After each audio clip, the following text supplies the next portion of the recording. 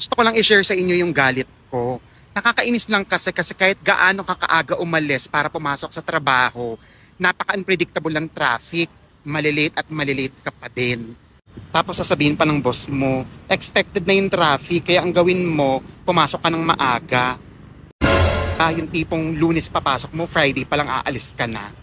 Ba't hindi lang tayo na magsipag-live-in lahat sa office? Total gusto niyo naman pala, lagi tayong magkakasama.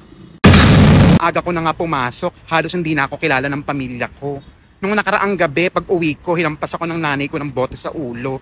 Paano hindi na ako mamukaan, akala akyat bahay. Kasi nga, mas mahaba pa yung oras ko sa labas kesa sa bahay.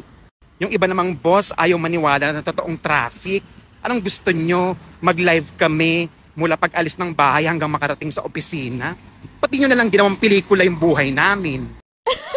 Yung tanggapin na valid reason ng pagka-late ang traffic, pwes, turuan nyo